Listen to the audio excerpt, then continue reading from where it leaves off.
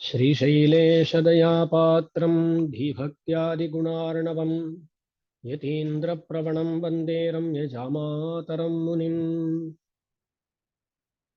कार्तिके भरणीजातं यतीन्द्राश्रयमाश्रये ज्ञानप्रमेयसाराभिवक्तारं वरदं मुनिम्।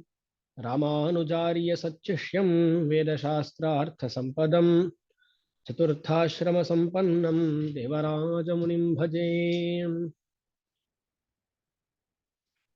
हम पहले पहले श्री स्तव नामक स्तोत्र का अनुभव लिए।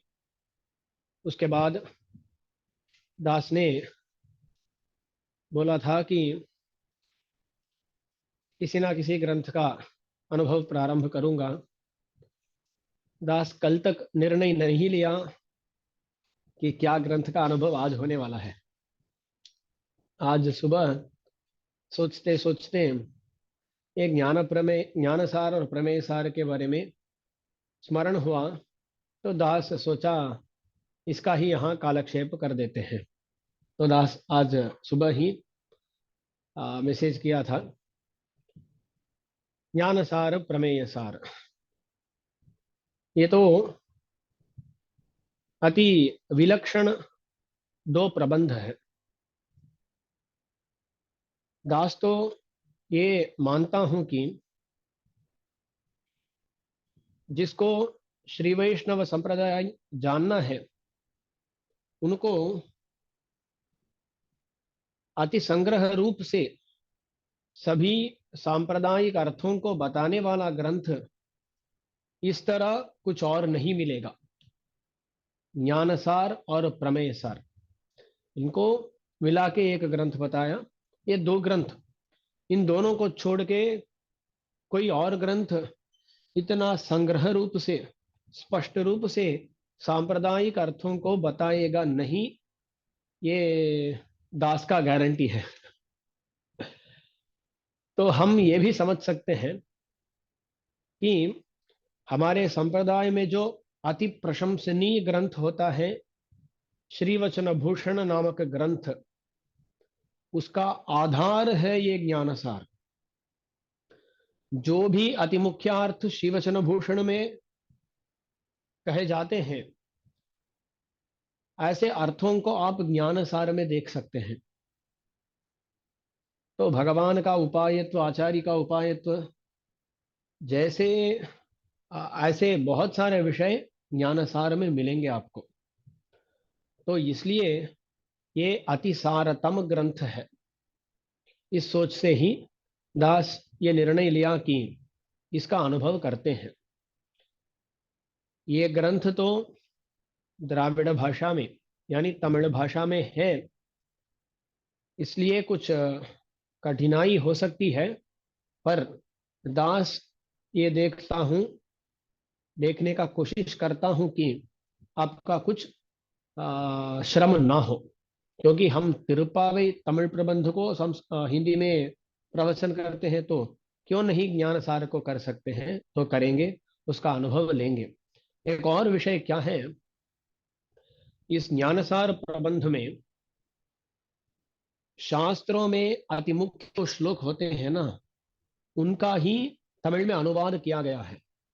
तो एक एक पाशुर के व्याख्यान में श्री वरवरमणि स्वामी जी महाराज उस मूल शास्त्र श्लोक को दिखाते हैं। तो वो तो संस्कृत में होगा, उसको देखने से आपको थोड़ा सौलभ्य यानी आसानी भी होगी। इसलिए तमिल है ऐसे सोच के डरना मत। पहले डिस्क्लेमर है। तो पहले ग्रंथ में जाने के पहले हम क्या करते हैं, इसका परिचय लेते हैं। एक ग्रंथ का प्रारंभ में 3 विषयों को जानना पड़ता है। 2-3 ग्रंथों का कालक्षेप हो गया तो पहले उपन्यास को आप भी बोल देंगे। ये जो पहले 6 विषय होते हैं एक एक ग्रंथ में, क्या क्या बोलना है। तो एक है ग्रंथकर्ता के बारे में बोलना है। प्रबंध उनका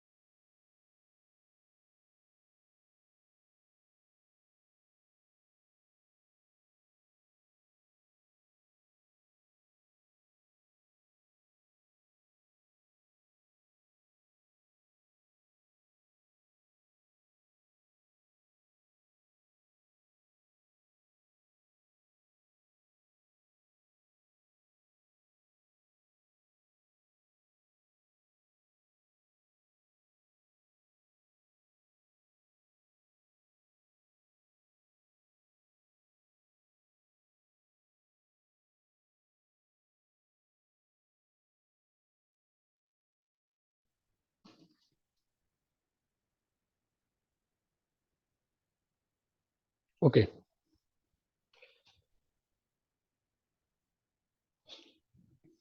तो दास कहाँ छोड़ा था? ये कुछ ऐसा, वो खुद कट हो गया था वो कॉल, और दास आने के बाद अनम्यूट नहीं कर पाया। तो दास क्या बोल रहा था? तीन विषय है।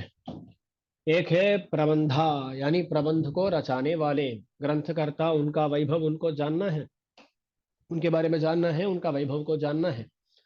दूसरा, ग्रंथ का वैभव को जानना है।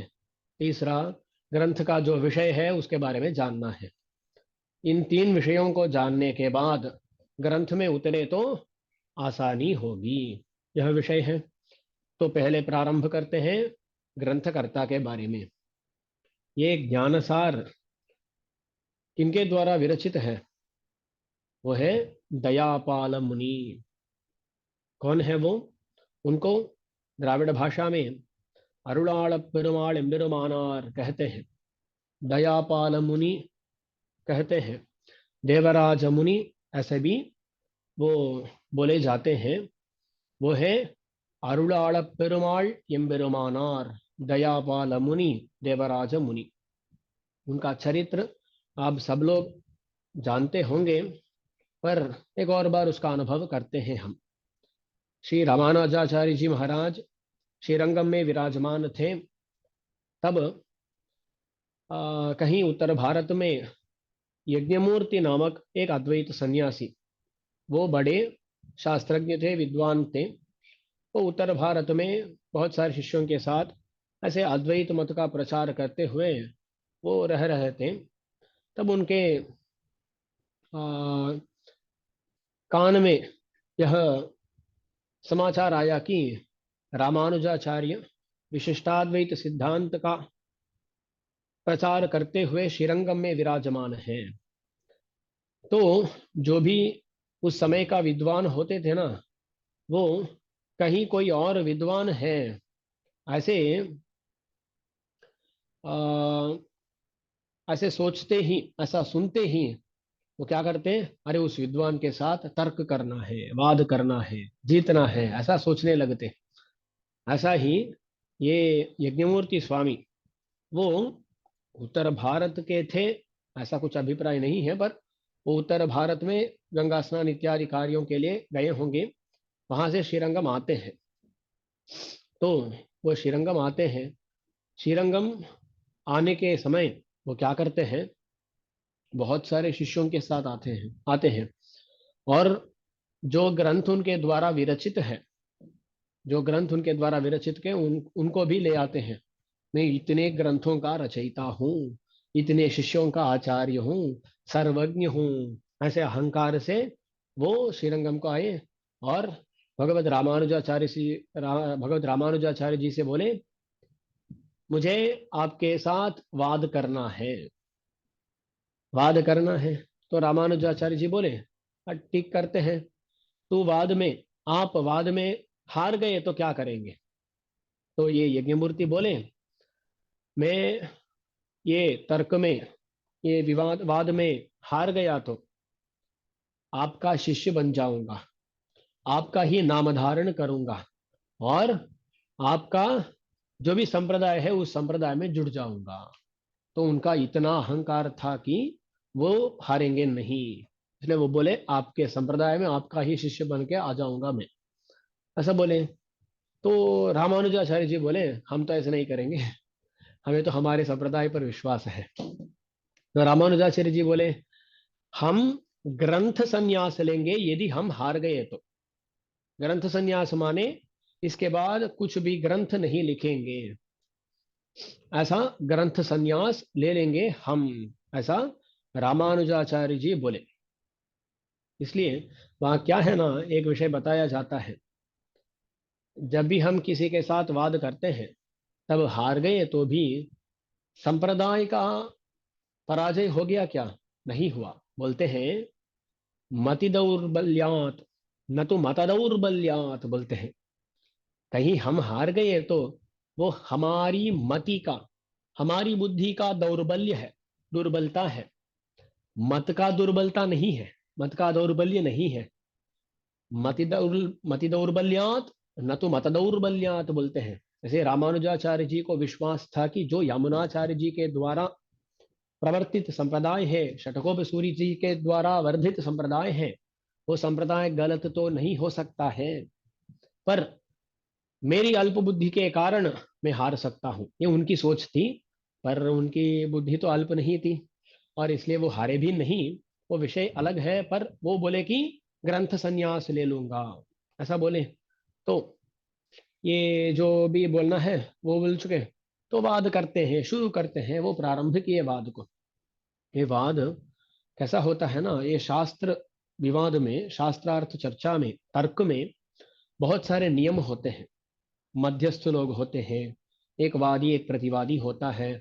और जब वाद करना है, ढेर सारे नियम होते हैं, कैसा कैसा करना है, और बहुत सारे निग्रह स्थान बताए जाते हैं, बहुत सारे विषय होते हैं। ऐसा शास्त्रीय रूप से वाद प्रचलित हुआ। एक दिन हुआ, 2 दिन हुआ, 3 दिन हुए, ऐसा चलता रहा, चलता रहा, चलता रहा। 16 दिन हो गए, 16 डेज पूरी हो गए। तब तक कैसा था, दो मत्त गज वो परस्पर युद्ध कर रहे हैं। तो कैसा होगा कि कोई भी मत्त गज वो उस झगड़े से निकलता नहीं है। मैं ही जीतूंगा, मैं ही जीतूंगा, ऐसे सोचते हुए ये मत्त गज दोनों विवाद कर रहे थे। तो करने पर 16 दिन हो गए और वो जो 17वां दिन आया ना, तब क्या हुआ, जो युक्ति यज्ञमूर्ति बताए, जो युक्ति यज्ञमूर्ति बताए वो प्रबल था। रामानुजाचार्य जी को तब उसका समाधान कैसा देना है वो समझ में नहीं आया। तो रामानुजाचार्य जी कुछ देर के लिए उस समाधान को सोच रहे थे, तब तक वो समय भी वहां समाप्त हो गया। तो यज्ञमूर्ति बोले, हम कल आपके साथ मिलते हैं, वाद को कल हम कंटिन्यू करते हैं। ऐसे बोलते हुए यज्ञमूर्ति चले गए और रामानुजाचार्य जी ऐसे अपने सर को नीचे करते हुए ऐसे बाहर आए। उनके मन में ऐसी सोच चल रही थी, अरे ये तो संप्रदाय है, भगवान श्रीमन नारायण उनके द्वारा ये प्रारंभ हुआ, श्री षटकोप सूरी जी के द्वारा ये नाथ मुनि को दिया गया है, और नाथ मुनि जी और यामुनाचार्य जी इनके द्वारा प्रवर्धित है ये संप्रदाय। ऐसा ये संप्रदाय मेरे समय में पराजित होने वाला है क्या? अरे भगवान, ये कैसी लीला है, दास के होते समय आप ऐसा कर रहे हैं, ये कैसी लीला है। ऐसा सोचते हुए भगवत रामानुजाचार्य जी बहुत दुखित होकर वो उस रात को स्वाप यानी नींद लिए वो सो गए। तब स्वप्न में भगवान आए। कौन? भगवत रामानुजाचार्य जी की आराध्य देवता यानी देवराज वरदराज स्वामी आ गए। और वरदराज स्वामी आ गए, अरे रामानुज जी, आप क्यों ऐसा बहुत नाराज है? नाराजगी की कुछ अवसर ही नहीं है। तो ये बोले, स्वामी ये क्या लीला है, आप दास के साथ क्या लीला कर रहे हैं, ऐसा पूछे। तब देवराज भगवान बोले, आप चिंता मत कीजिएगा, कल आप जीतेंगे, आपको एक शिष्य मिलने वाला है। और जो आचार्य प्राचार्य आपके यमुनाचार्य जी हैं, उनके द्वारा विरचित ग्रंथों में जो मायावादियों का खंडन है, उसके बारे में चिंता कीजिए, उसके बारे में चिंतन कीजिए, और उन युक्तियों को कल बताइए, आपका विजय निश्चित है। ऐसा साक्षात देवराज भगवान उनके स्वप्न में आगे आके बोल दिए। तो रामानुज जी को अब विश्वास आ गया, अरे भगवान हमारे पास है, यमुनाचार्य जी का अनुग्रह हमारे पास है, उनके द्वारा प्रदर्शित युक्ति हमारे मन में है, तो हमें कौन पराजित कर सकता है। ऐसी सोच से अगले दिन वाद गोष्ठी में लौटे भगवत रामानुजाचार्य जी। वो जब आ रहे थे ना, उनके मुखारविंद से तेज निकल रहा था, और उनके उस गमन में ही वो भगवान का अनुग्रह दिख रहा था। तो यज्ञमूर्ति वो पहले दिन कैसे गए, वो अहंकार के साथ गए, और रामानुज जी अपने सर को झुकाते हुए गए। पर अगले दिन लौटने के समय में रामानुज जी बदल गए हैं। ये जब अंदर आए ना, उनको देखते ही यज्ञमूर्ति को समझ में आ गया कि यहाँ कुछ अतिमानुष कार्य हुआ है, ये अतिमानुष कुछ हुआ है यहाँ। इसलिए यज्ञमूर्ति बाद में ही प्रवृत्त नहीं हुए। वो क्या किए, रामानुज जी को देखते ही साष्टांग प्रणाम कर दिए। स्वामी, मैं हार गया, मैं हार गया, ऐसा बोले। रामानुज जी बोले, हम तो वाद करने वाले थे ना, आप क्या कर रहे हैं अब? तो वो बोले, स्वामी, आप जैसे आए हैं, आपको देखते ही मुझे ये समझ में आ गया कि भगवान आपके साथ हैं। तो इसके बाद वाद करने का क्या प्रयोजन है?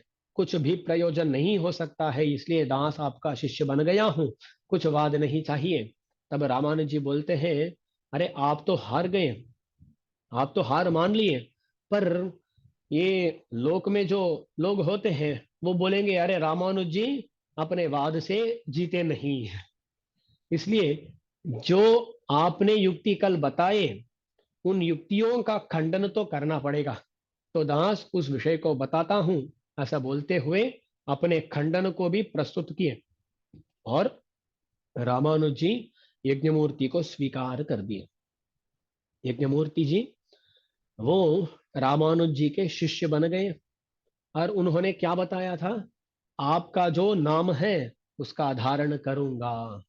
तो रामानुज जी का जो नाम है एम्बेरुमानार, एम्बेरुमानार, उसको क्या है ना, तमिल में बोलने के समय में यम पेरुमानार, हमारा स्वामी, ऐसा बोलने पर उसको अलग अलग करके बोलने पर यम पेरुमानार ऐसा बोला जाता है।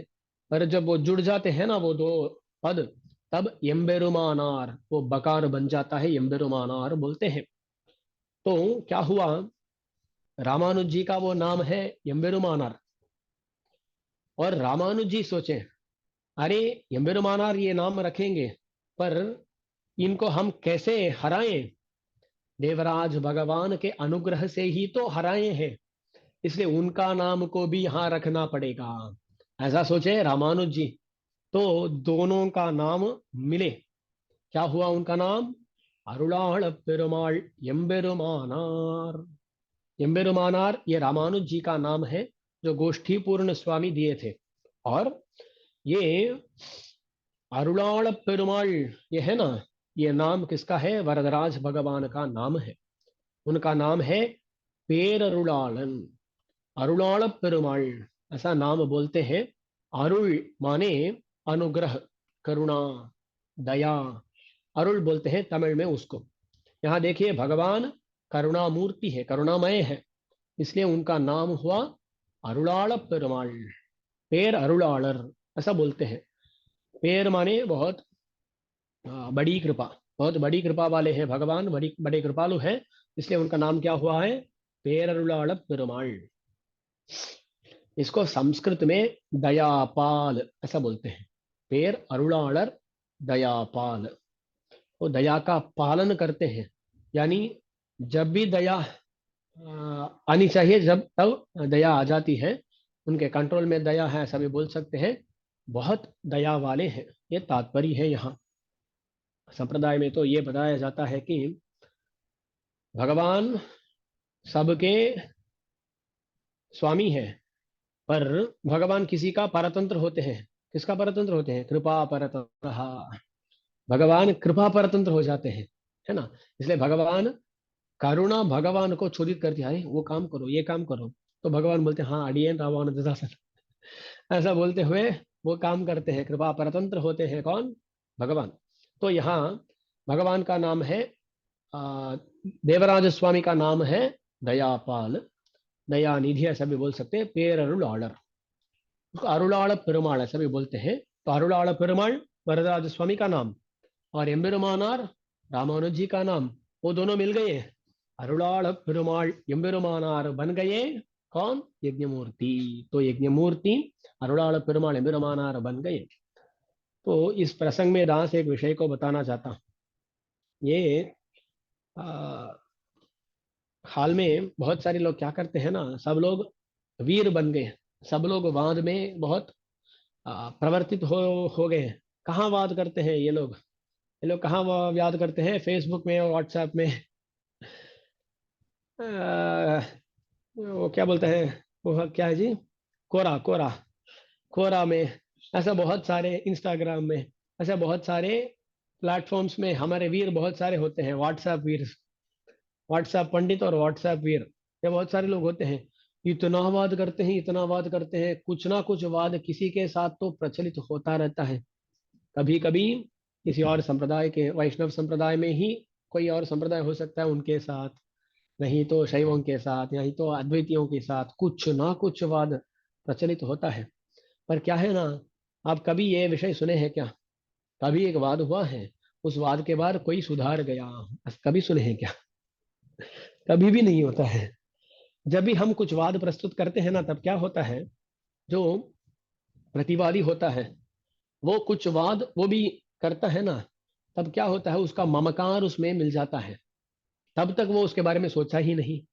आप एक विषय बोले, उसका ऑपोजिट यानी व्यतिरेक विषय मेरे मन में लगा, तो मैं क्या करता हूँ, अरे मैं इस जो विषय जो मेरे मन में आया है उसका स्थापन करूंगा, ऐसे सोचते हुए उसके स्थापन में कुछ ना कुछ युक्ति प्रदर्शन करना शुरू करते हैं। एक बार एक वाद को प्रस्तुत करने से उसमें ममकार आ जाता है, अरे मैं ये वाद अब प्रस्तुत किया हूं, मैं उससे अब हट नहीं सकता। तो क्या हो जाता है, वहां ममकार आ जाता है ना। ममकार आने पर अंततः कोई भी अपने जो विषय है, अपना जो अभिप्राय है, उसको उसको क्या परिवर्तित नहीं करता है, उसको चेंज नहीं कर, बदलता नहीं है कोई भी। इसलिए दास का ये मानना है कि ये वाद करना अति व्यर्थ है। पर क्या है ना, हम सब लोग करते हैं, हमें पता है कि वाद करना व्यर्थ है। सभी के और जिनकी भी शादी हुई होगी, आप तो स्पष्ट रूप से जानते रहे होंगे कि वाद करने से कुछ फायदा नहीं होता है, पर करते ही तो सही। तो क्या है ना, वाद करने से कुछ फायदा नहीं होता है। ये बहुत सारे लोग हैं यहाँ जो वाद करते रहते हैं। तो वाद करना कम करो, ज्ञान संपादन करना अधिक करो। अधिक ज्ञान संपादन करना है। कभी अनिवार्य रूप से कुछ वाद आ गया तो हम वाद कर सकते हैं, पर अवॉइड करना बेहतर होगा, ये दास का मानना है। और क्या है ना, मैं दास ये भी बोलता हूँ, आप बोल सकते हैं, अरे यज्ञमूर्ति और रामानुज जी वो दोनों वाद किए ना, इसलिए तो यज्ञ मूर्ति ऐसे बने। तो दास बोलता हूँ कहाँ वाद में वो पराजित हुए यज्ञ मूर्ति? वो तो रामानुज जी के उस तेज में जाके पराजित हुए। हाँ, तो वहां भी यज्ञ मूर्ति भी वाद में हारे नहीं। तो इसलिए भगवान के अनुग्रह से, आचार्य के अनुग्रह से कोई बदल सकता है। बाद से बदलना तो बहुत कम ही होता है, बहुत कम, बहुत कम, बहुत कम होता है। इसलिए आचार्य के अनुग्रह से बदलना, तो हम प्रार्थना कर सकते हैं, अरे भगवान आप इनको बदलो, आचार्यों जी आपके कटाक्ष से ये लोग बदले, ऐसा प्रार्थना कर सकते हैं। और क्या कर सकते हैं? हमारा ज्ञान का वर्धन कर सकते हैं। यह तो हमारा काम होगा, ऐसा ही होना चाहिए। तो ये प्रसंगात दास ने बोला। तो यह हुआ, यज्ञमूर्ति अरुणाल पेरुमाल मेरुमानार बन गए।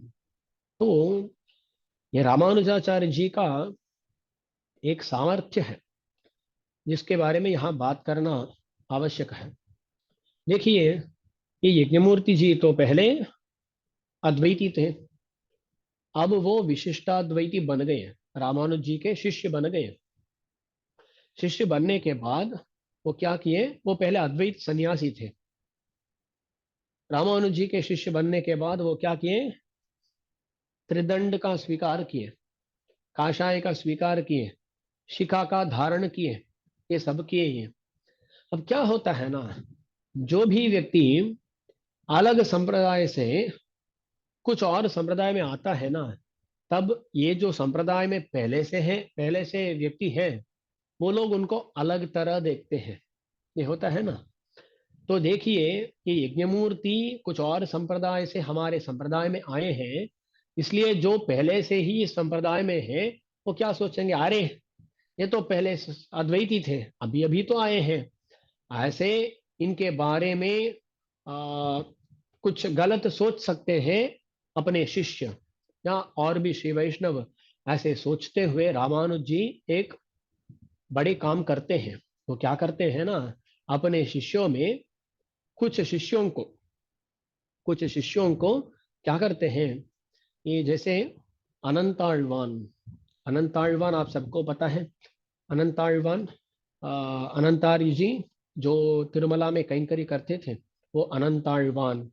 एच्चान नामक एक शिष्य, तोंडनूर नंबी नामक शिष्य, मरदूर नबी नामक शिष्य, इन लोगों को क्या करते हैं? अरुणाल पेरुमाल एम्बेरमानार यानी हमारे दयापाल मुनि, उनके शिष्य बनाते हैं रामानुज जी। क्यों बनाते हैं? क्योंकि उनको एक आचार्य पदवी खुद रामानुज जी दे दिए तो कोई प्रश्न उठा नहीं सकता है ना। तो रामानुज जी खुद ही क्या कर दिए? उनको आचार्य पदवी दे दिए। ऐसे सोचते हुए उनको भी संप्रदाय में लेना है, और जो अपने शिष्य हैं उन शिष्यों को भी अच्छे आचार्य के पास ले जाना है। ऐसी सोच से रामानुज जी क्या करते हैं? कुछ शिष्यों को दयापाल मुनि के पास भेजते हैं। यहाँ एक और विषय दास बताना चाहता हूँ। एक एक आचार्य का ये काम होता है कि अपने शिष्यों का उज्जीवन देखना, वो जैसे उज्जीवन प्राप्त करें ऐसा करना ही आचार्यों का कर्तव्य होता है। जब रामानुजाचार्य जी की तरह एक आचार्य होते हैं जिनके हजारों के तादाद में शिष्य होते हैं, वो तो एक एक शिष्य के बारे में सोच नहीं सकते। सोच सकते हैं पर काम नहीं कर सकते। उनके तो इतने कैंकरी होंगे, इतने कैंकरी होंगे। इसलिए क्या करते हैं ना रामानुज जी, डिसेंट्रलाइजेशन बोलते हैं ना। तो खुद रामानुज जी इनके इन सबके बारे में देख नहीं सकते, तो क्या करेंगे? जो अपने शिष्यों में ज्ञानी होते हैं उनके पास अन्य शिष्यों को भेज देते हैं। तो देखिए वो उनका देखभाल कर देंगे ना। तो डिसेंट्रलाइजेशन बोलते हैं। ऐसा रामानुज जी उस समय में ही किए हैं। इसलिए एक एक आचार्य का भी ये काम होता है कि अपने शिष्यों का उज्जीवन देखना।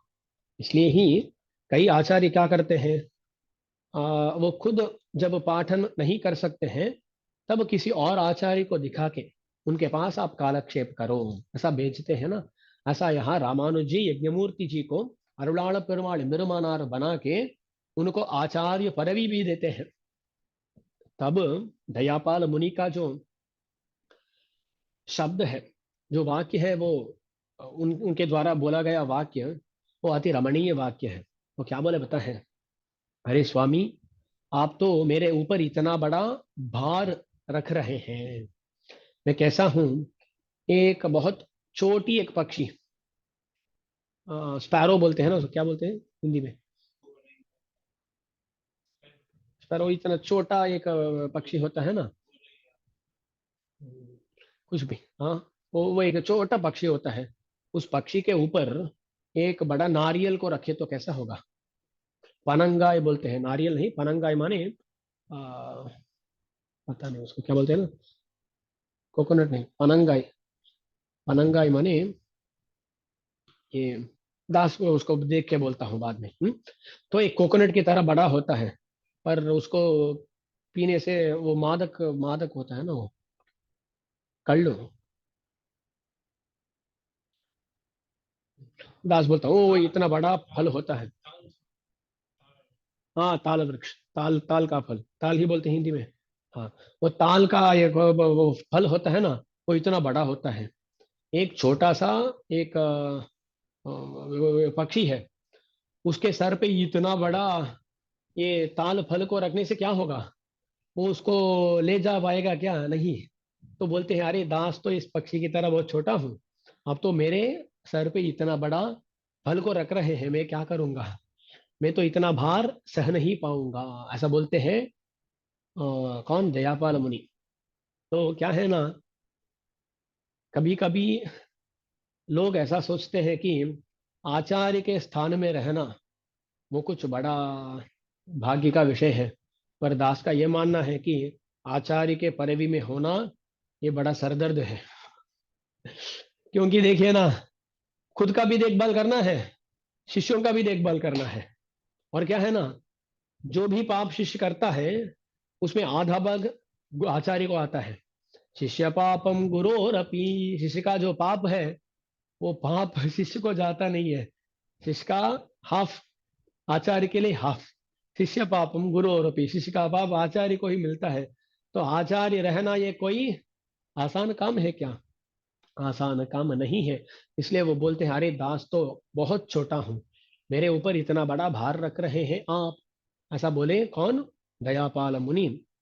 ऐसा आ, ऐसा वहां जो तमिल में वाक्य कहा गया है उसको ऐसा बोलते हैं, कुरुवियन कழுतिले पनंगाय कट्टिनार पोले। यानी एक एक छोटा सा एक पक्षी है, उस पक्षी के गले में इस पनंगाई यानी ताल फल, इसको हम बांध दे तो कैसा होगा? वो कहीं चल नहीं पाएगा। ऐसा ही दास को आप कर रहे हैं, ऐसा बोले। पर रामानुज जी उनको आ, उनके उनके पास अपने शिष्यों को भेजे। तब उन शिष्यों को देखते हुए ये बोलते हैं, दयापाल मुनि बोलते हैं, अरे रामानुज जी तो ऐसे किए, दास के गले में, ये छोटा एक पक्षी की तरह हूं मैं, दास के गले में ऐसा एक ताल फल का बांध, ताल फल को बांध रहे हैं। पर आप यह सोचिए कि रामानुज जी का श्री चरणारविंद ही शरण है। एम्बेरुमानार तिरुवडिहळे शरणम। रामानुज जी का श्री चरणारविंद ही शरण है, वही उपाय है। दास तो उनका एक करण हूं, उपकरण हूं दास। ऐसा बोले कौन? दयापाल मुनि। इसलिए वो आचार्य लक्षण युक्त थे, शिष्य लक्षण पूर्ण थे। तो शिष्य का लक्षण जो होना चाहिए वो भी है, और आचार्य का जो लक्षण होना है, आचार्य को कभी भी अपने शिष्यों का ऐसा नहीं समझना कि ये मेरा शिष्य है। सोचना है कि मेरे आचार्य के शिष्य हैं, ऐसा ही सोचना चाहिए आचार्य को। इसलिए जो आचार्य का लक्षण है वो भी इनमें पूर्ण है, और जो शिष्य का लक्षण है वो भी पूर्ण है। इनमें दयापाल मुनि में एक और चरित्र है, अति सुंदर चरित्र। ये क्या हुआ, इनका भी नाम एम्बेरुमानार हो गया। अरुणाल पेरुमाल एम्बेरुमानार, पर एम्बेरुमानार ही। और एम्बेरुमानार तो है कौन? भगवत रामानुजाचार्य जी। तो श्रीरंगम में जब अरुणाल पेरुमाल एम्बेरुमानार और एम्बेरुमानार थे, तब क्या हुआ, दोनों का जो मठ था उनका नाम एम्बेरुमानार मठम हो गया। और ये क्या है ना, लोग ऐसा होते हैं कि कोई फुल फॉर्म को बोलता नहीं है। नाम रखते हैं नरसिम्हा, बोलते हैं नच्चू, है ना। ऐसा ही होता है। ये तमिल में आश्चर्य की बात है। तमिल में नरसिम्ह, नरसिंगा ऐसा कुछ आता है, उसको क्या कहते हैं, नच्चू कर देते हैं। तमिल में नच्चू का अर्थ क्या है पता है? विष। विष को क्या बोलते हैं जी, कुछ और। विष, विष पॉइजन है ना, उसका जहर। जहर, जहर। नच्चू शब्द का अर्थ क्या है, जहर है। तो किसी का नाम रखे नरसिम्ह और बुलाते हैं नच्चू, तो क्या हुआ, जहर बुलाते हैं। किसी का नाम रखते हैं मधुसूदन, मधुसूदन माने मधु नामक राक्षस को मारने वाला, पर बुलाते हैं मधु, मधु बुलाते हैं। अरे ये राक्षस का नाम बुला रहे हैं कि या कुछ और। पर क्या है ना, ये मधु शब्द का कुछ और भी अर्थ हो सकते हैं, इसलिए वो ओके राइट है। पर नच्चू बोलना, ऐसा बोलना, ये इतना प्रशंसनीय नहीं होता है। तो लोग ना कभी भी फुल फॉर्म को बोलते नहीं है। क्या हुआ, एक आ, बाहर से, यानी श्रीरंगम के नहीं थे, बाहर से कोई श्रीरंगम को आए थे। श्रीरंगम को आए थे रामानुज जी का दर्शन के लिए। तो वो लोग किसी से पूछे, अरे यहाँ एम्बेरुमानार का मठ कहाँ है? कौन? क्या? एम्बेरुमानार का मठ कहाँ है, वो पूछे। तो पास में रहने वाले पूछे, किस एम्बेरुमानार का मठ, ऐसा पूछे। तो ये लोग आश्चर्यचकित हो गए। अरे हम सोच रहे थे कि एक ही एम्बेरमानार है, रामानुज जी, ये दूसरा एम्बेरमानार कौन है, वो पूछे। तो वो बोले अरुणाल पेरुमाल एम्बेरमानार का मठ भी है ना, तो क्या किस एम्बेरमानार मठ को चाहिए, आप को जाना चाहिए आपको, ऐसा पूछे। इस बात अरुणाल पेरुमाल एम्बेरमानार को पता चली। वो इसको आ, सुन सुन लिए। तो वो सोचने लगे, अरे ये क्या हो गया, इस श्रीरंगम में कैसे दो एम्बेरमानार हो सकते हैं, ये हो नहीं सकता। ऐसे सोचते हुए ये गए, अपने मठ को नाश करना शुरू कर दिए, अपने मठ का ध्वंस करना शुरू कर दिए। सब लोग आगे पूछे, स्वामी ये क्या कर रहे हैं आप? तब वो बोले, अरे दो एम्बेरमानार का मठ कैसा हो सकता है श्रीरंगम में, दो एम्बेरमानार कैसे हो सकते हैं? मेरा मठ यहाँ है, इसलिए ही तो ऐसा संदेह उठा है, इसलिए ये मठ ही मुझे नहीं चाहिए। इस बात रामानुज जी को पता चली, और रामानुज जी उनको पूछे और बोले, आप चिंता मत कीजिए, आप हमारे साथ ही रह सकते हैं, आपको अलग मठ नहीं चाहिए। तो हमारे दयापाल मुनि जी बहुत प्रसन्न हो गए, स्वामी ये हमारा भाग्य हो गया, हम आपके पास रहते हुए, आपका ही कैंकर्य करते हुए हमारे समय को बिता देंगे। ऐसा बोलते हुए रामानुज जी के पादारविंदों के पदच्छाया की तरह ये भी हो गए, और रामानुज जी के साथ ही रहते हुए, रामानुज जी के अनेक कैंकर्य करते हुए अपने समय बिताए। कौन?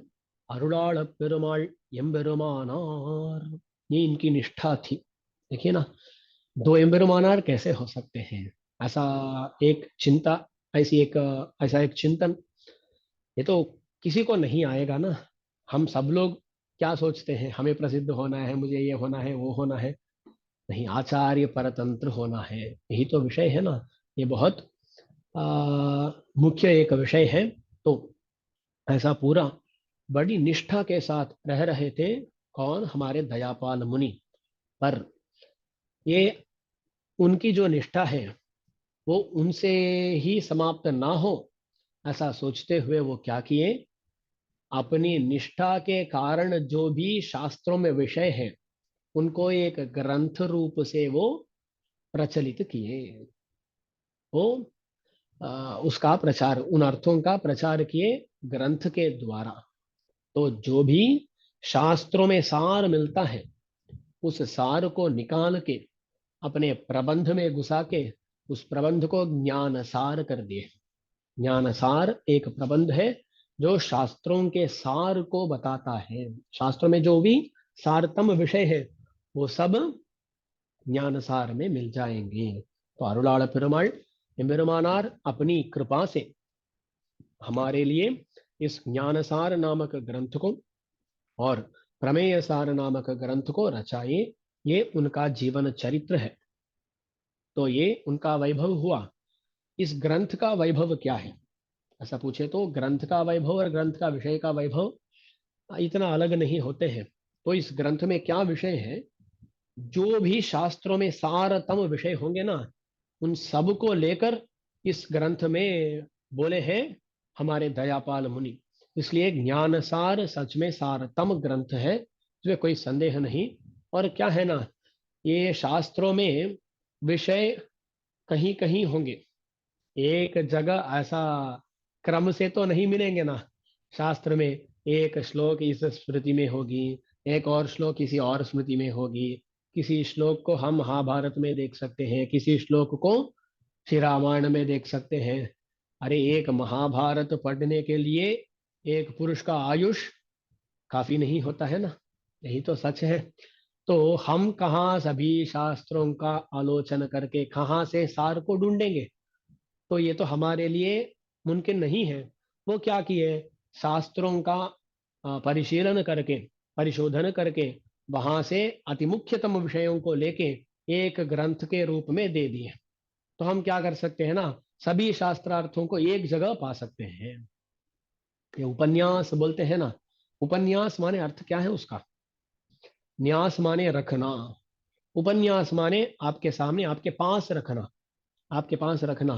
तो उपन्यासकार का काम क्या है, जो विषय दूर दूर में रहते हैं उन सभी विषयों को एक जगह लाकर आपके पास रखना, वही तो उपन्यास। उप माने पास में, न्यास माने रखना। ऐसा ये भी क्या करते हैं शास्त्रों में, वहां वहां होने वाले विषयों को एक जगह ले आते हैं और ज्ञानसार ग्रंथ को हमें देते हैं। यह विषय हुआ। तो यह है ज्ञानसार, ये शास्त्र का सार है। और क्या है ना, यह बात तो हम तमिल में कह सकते हैं, पर कहते हैं यहाँ भी आ, मैं बोल देता हूँ। ये जो कि तमिल में है, इसलिए जो संस्कृत जानने वाले होते हैं सिर्फ वो ही नहीं पढ़ सकते, और बल्कि सभी लोग पढ़ सकते हैं। ऐसा इसका वैभव कहा जाता है। पर आप लोग पूछेंगे स्वामी, हम तो तमिल नहीं जानते हैं, ये तो हमारे लिए वैभव नहीं होगा, ऐसा नहीं सोचना चाहिए। पर यहाँ विषय ऐसा बोला जाता है, इसलिए ये जो भी संस्कृत की तरह कठिन भाषा में नहीं है, सभी लोगों के द्वारा बोले जाने वाली एक भाषा में ही है। ये इसका वैभव हुआ, ये प्रबंध का वैभव है। और विषय का वैभव क्या बताएं, वो विषय का अनुभव करने वक्त वो स्पष्ट हो जाएगा। तो देखिए ना, यहाँ एक ज्ञान सार है। ज्ञान सार, यहाँ इसका नाम क्यों ऐसा हुआ है, दास ने बताया हूं कि शास्त्रों में जो भी ज्ञान हमें संपादित करना है, उस ज्ञान का सार भाग ज्ञान सार में है, वही है ज्ञान सार। हम्म? शास्त्रों से हमें किसके बारे में जानना है, तो तीन विषय है, तत्व, हित और पुरुषार्थ, इनके बारे में हमें जानना है ना। जब भी हमें कुछ भी करना है ना, पहले तत्व को समझना आवश्यक है ना। तत्व को समझने बिना हम कुछ काम नहीं कर सकते हैं। देखिए,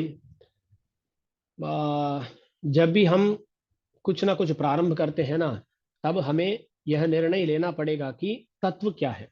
तत्व माने याथात्म, तत्व माने सच में जो स्थिति है उसको तत्व बोलते हैं।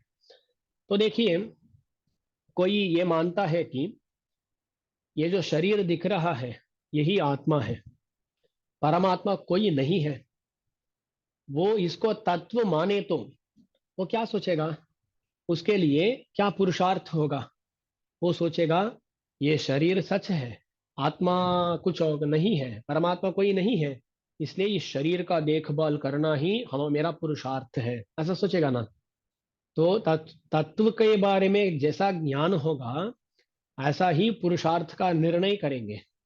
तो पुरुषार्थ, कोई सोचे कि शरीर का पोषण है, तो वो क्या करेगा, उसका उपाय क्या है, शरीर पोषण का उपाय अच्छी तरह खाना, अच्छी तरह सोना और धन का संपादन करना, ये सब विषय आ जाएंगे, ये सब मार्ग बन जाएंगे। तो तत्व को कैसे समझते हैं, इससे ही पुरुषार्थ निर्णय और हित निर्णय ये होता है।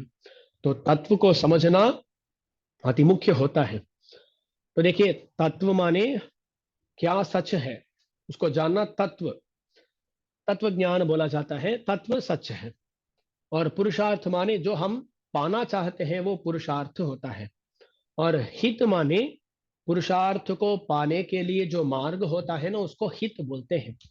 तो तत्व, पुरुषार्थ, हित, इनके बारे में जानना आवश्यक है। तो देखिए, हमारे संप्रदाय में तत्व क्या होता है? तत्व त्रय होते हैं, भगवान, जीवात्मा और प्रकृति। ये तीन, अचेतन, चेतन और ईश्वर, ऐसे तीन होते हैं। और इनके बीच में जो संबंध है उसको जानना जरूरी है। वो क्या है संबंध? भगवान सबका स्वामी है, ये दोनों भगवान के शेषभूत है। इस सच को जानने से हमें तत्व ज्ञान हो गया ना, तत्व ज्ञान अब हो गया। तीन तत्व है, वहां एक शेषी है, दो शेषभूत है, ऐसा ज्ञान हो गया। तो हम अब पुरुषार्थ का निर्णय कैसा करेंगे? अरे मैं दास हूं तो कैंकरी करना ही मेरा पुरुषार्थ होगा। तो दास को मैं खुद को दास समझूंगा तो पुरुषार्थ कैसा होगा? दासी, यानी कैंकरी करना पुरुषार्थ होगा। तो कैंकरी करना ही पुरुषार्थ हो तो उसका जो मार्ग है उसको मैं ढूंढूंगा। कहाँ ढूंढना है? शास्त्र में ढूंढना है। तो शास्त्र बोलता है भगवान को पाने के लिए, भगवान का निरंतर कैंकर्य करने के लिए एक ही मार्ग है, वही शरणागति। बहुत सारे मार्ग हैं, पर उचित मार्ग तो शरणागति है, ऐसा शास्त्र बताते हैं।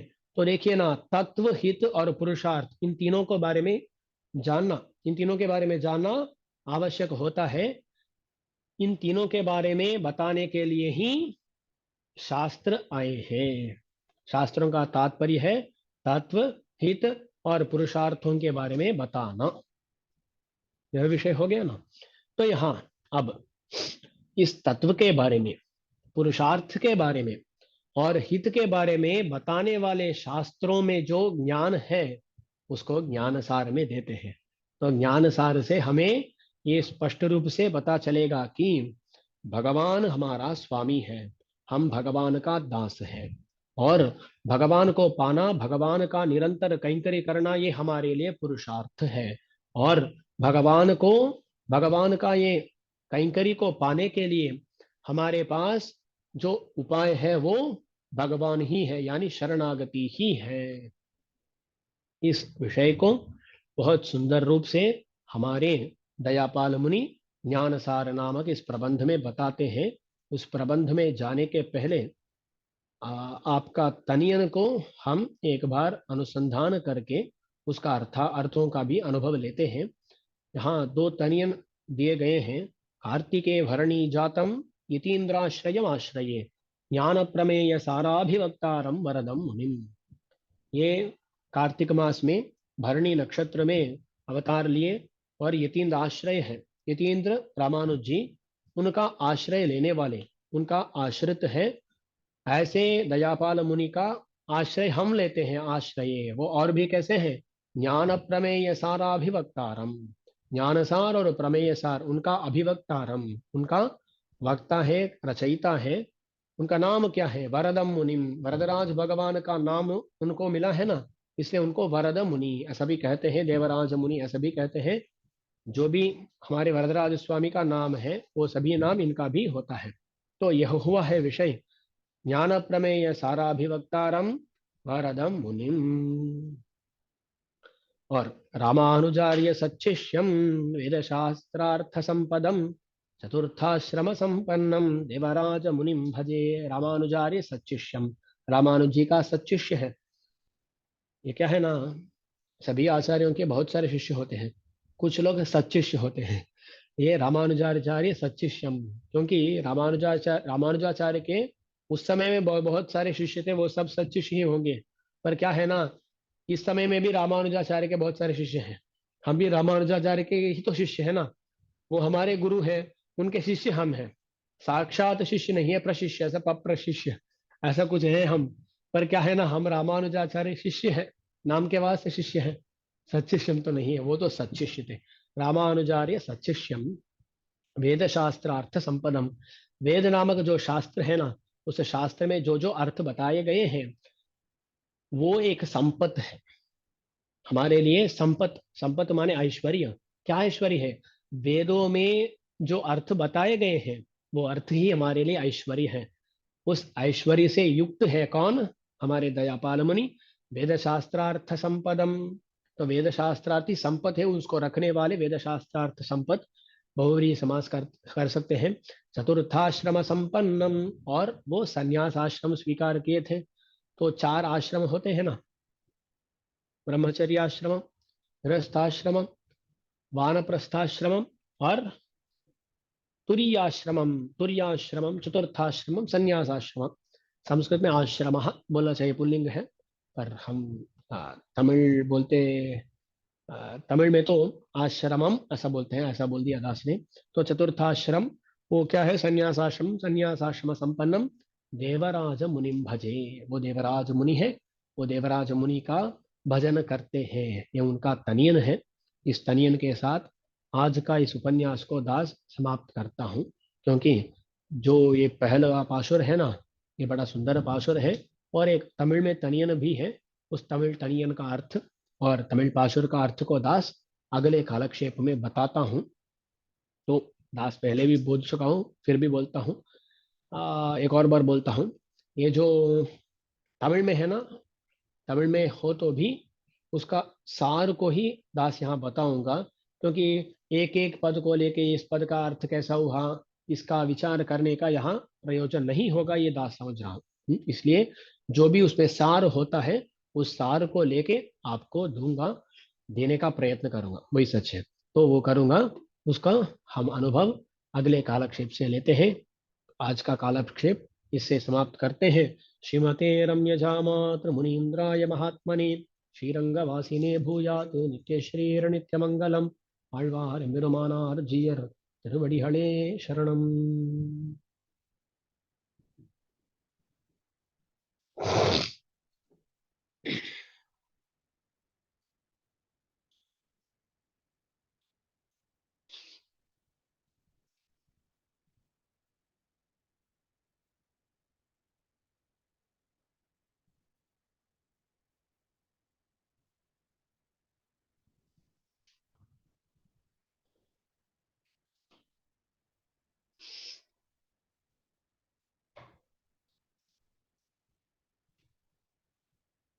तो इस बुधवार को मिलते हैं फिर से।